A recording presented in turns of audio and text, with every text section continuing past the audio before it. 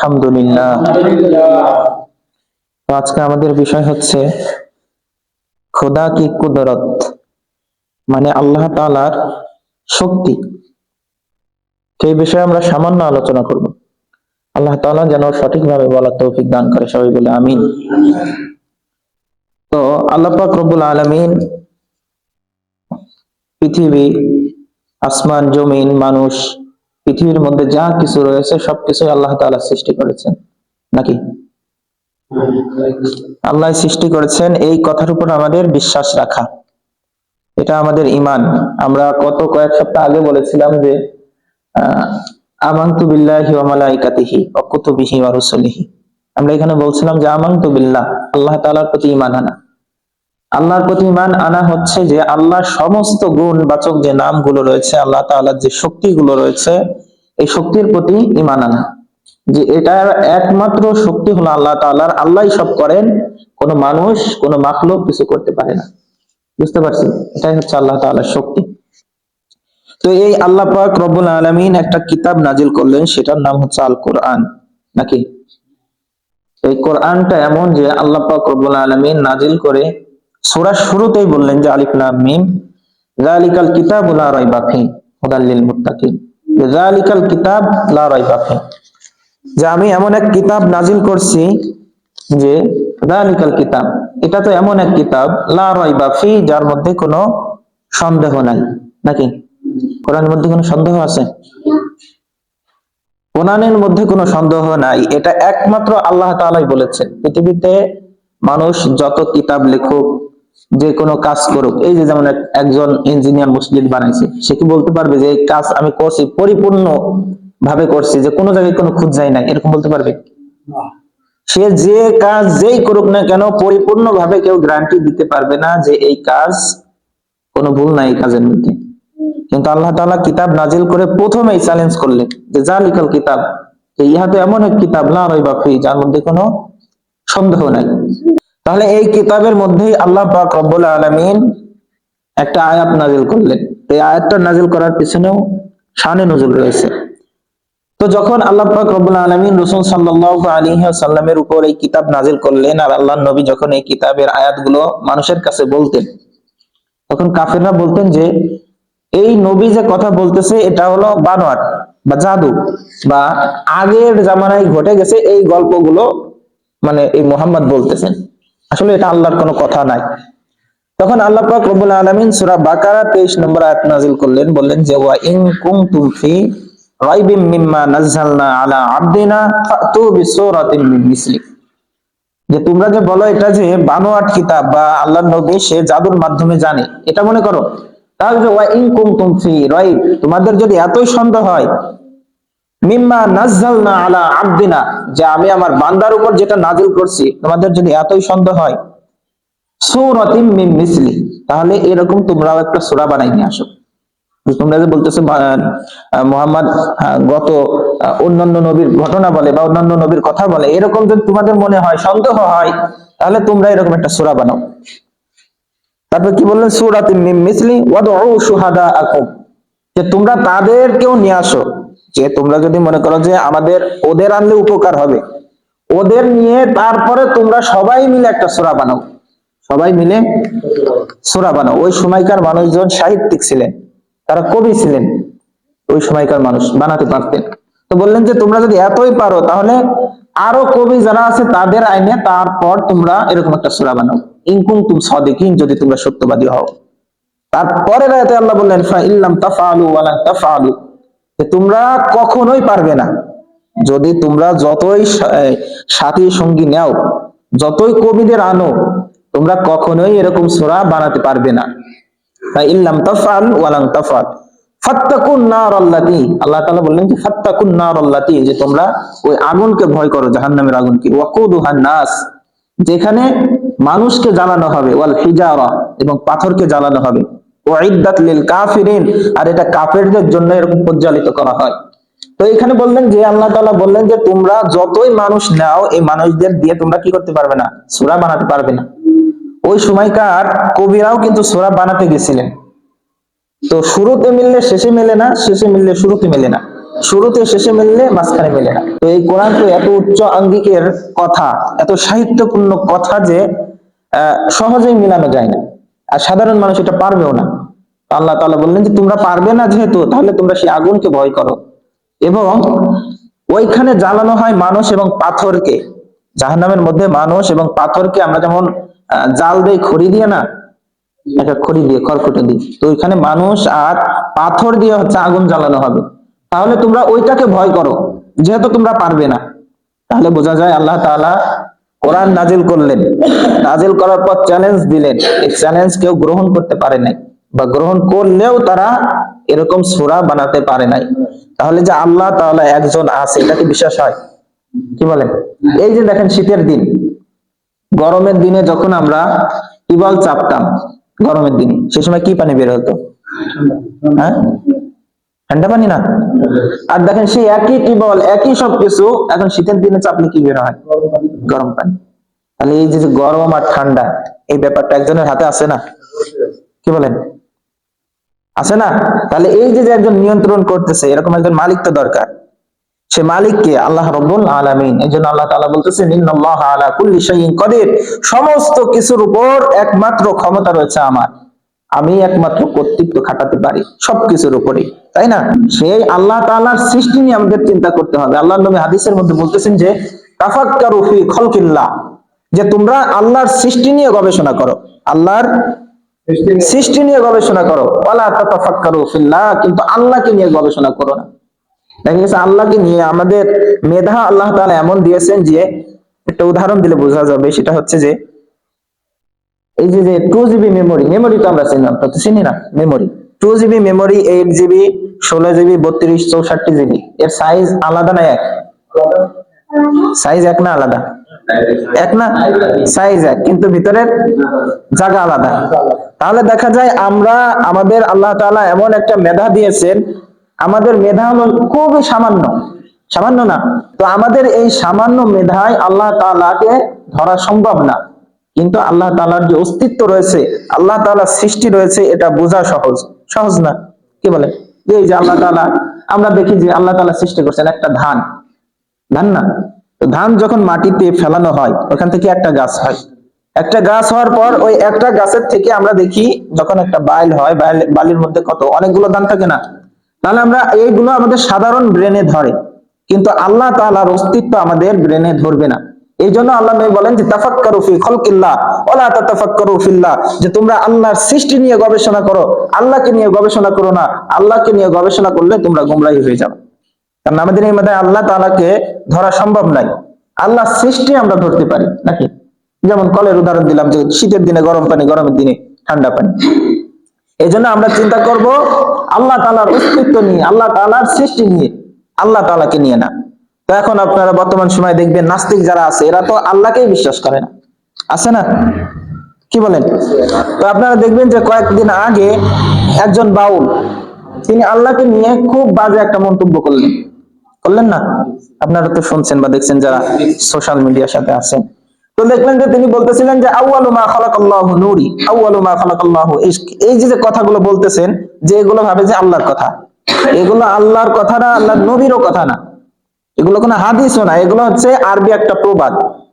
যেমন এই যে আমরা কথা বলি, কথাটা অনেক সময় সাহিত্যপূর্ণ বা কবিতার মতো হয় না, কবিতার মতো হয় না, এই কবিতার মতোই এই কথাগুলো আউয়ালু মা খালাকাল্লাহু নূরি, যে আল্লাহ তাআলা সর্বপ্রথম নূর সৃষ্টি করছেন, এগুলো হচ্ছে বানোয়াট কথা। তো আমরা দেখলাম এই আবুল সরকার আল্লাহ তাআলাকে নিয়ে খুব বাজে মন্তব্য করলেন। কি মন্তব্য? যে বললেন যে আল্লাহ তাআলার কথার কোনো ঠিক নাই।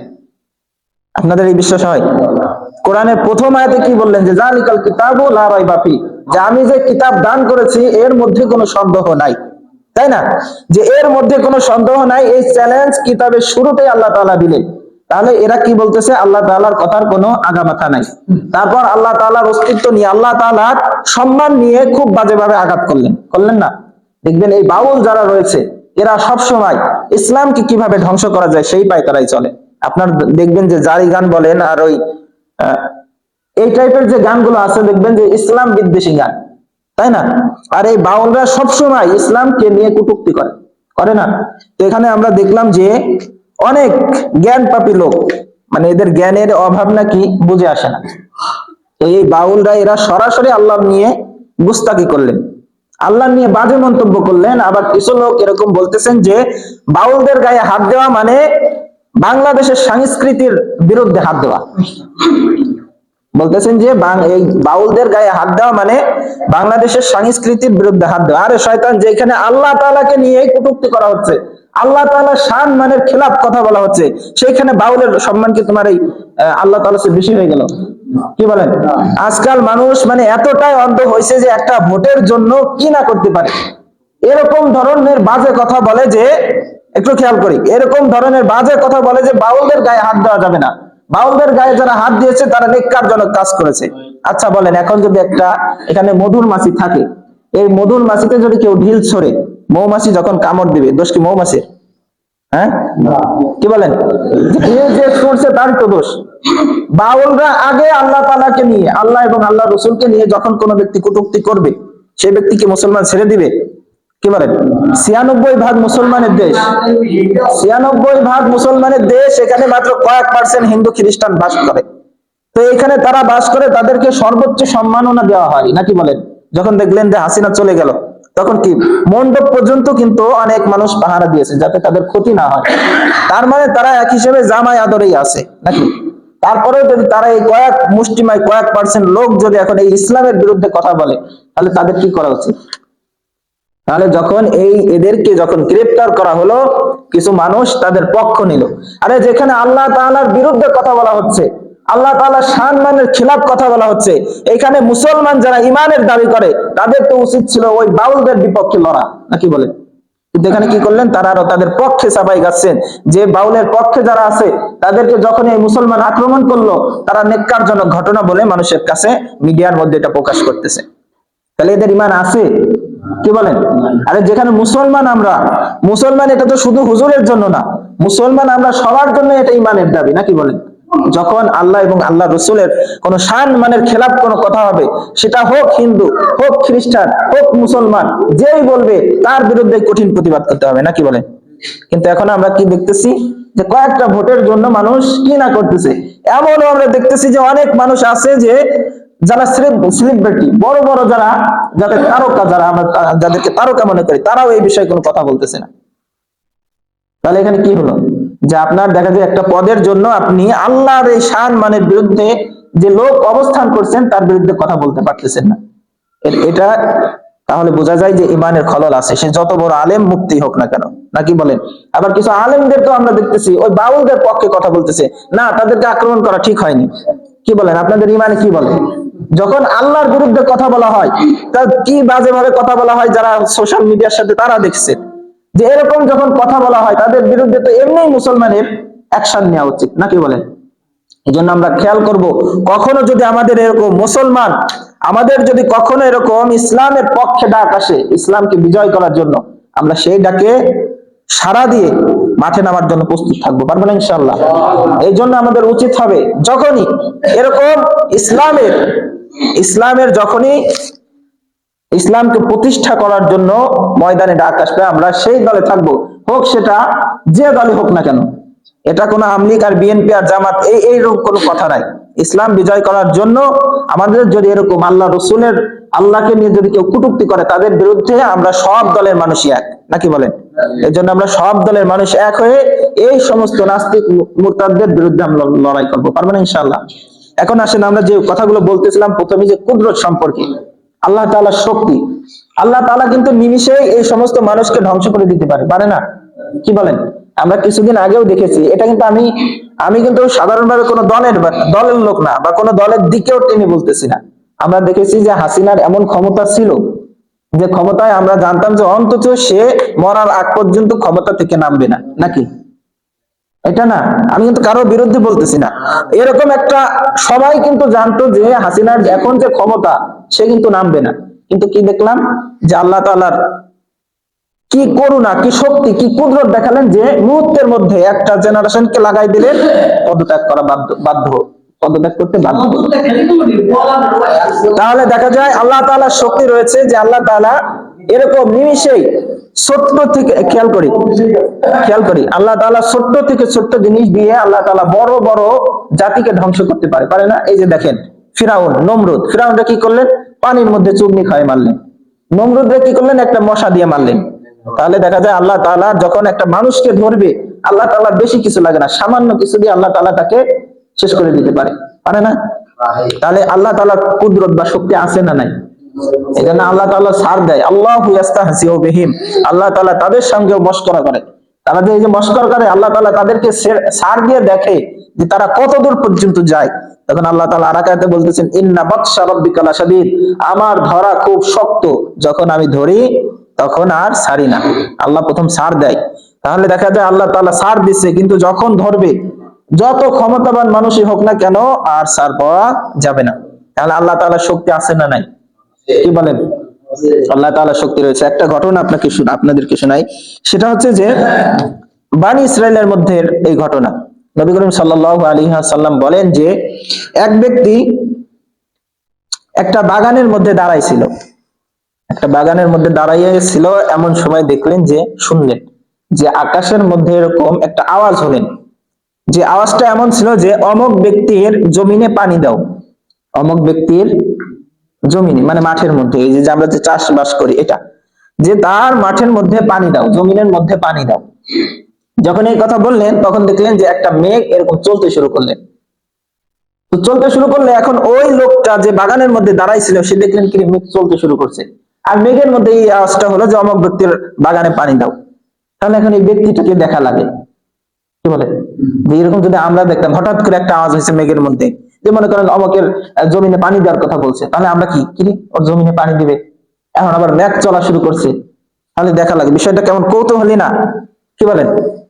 তাহলে কি করলেন, ওই লোকটা এরকম চলতে শুরু করলেন। এক পর্যায়ে চলতে চলতে দেখলেন যে একটা ব্যক্তির জমিনের মধ্যে এরকম বৃষ্টি হওয়া শুরু করলেন, আর সাইডে কোনো বৃষ্টি হচ্ছে না। তো এটা দেখার পর ওই লোকটা ভাবলেন, কি রে, ওর জমিতে পানি বা বৃষ্টি হচ্ছে, অন্য কোনো জায়গায় হচ্ছে না। আমরা তো অনেক সময় দেখি যে এইখানে দাঁড়ায় আছে, দেখি যে ওই দিক দিয়ে বৃষ্টি হয়ে যাচ্ছে, এরকম দেখেন নাই মনে হয়? তাহলে এরকম হয় যে দেখতেছি আমরা ওই দিক বৃষ্টি নামতেছে, এদিক বৃষ্টি নাই। তাহলে ওই ব্যক্তি এরকম দেখতেছেন যে শুধুমাত্র ওই একজনের জমিনেই এরকম পানি বা বৃষ্টি হচ্ছে, আর কারোর জমিতে বৃষ্টি হচ্ছে না। তখন ওই ব্যক্তি বললেন যে, এখন ওই ব্যক্তির কাছে গেলেন, যাই দেখলেন যে ওইখানে এক ব্যক্তি তার এই পানিগুলো, আমরা যে আল বাদি বাই করি, তিনিও এরকম করতেছিলেন। তখন ওই ব্যক্তির কাছে যে জিজ্ঞাসা করলেন, ভাই এরকম তুমি কি আমল করো, যে আমল করার জন্য আল্লাহ তাআলা তোমার এই জমিনের মধ্যে এরকম পানি দান করলেন, যে তুমি কি আমল করো, অন্য জায়গায় বৃষ্টি নাই, তোমার জমিনেই বৃষ্টি, আর তোমার এখন পানিও দরকার, কারণ বৃষ্টি হলো, তার কারণ কি?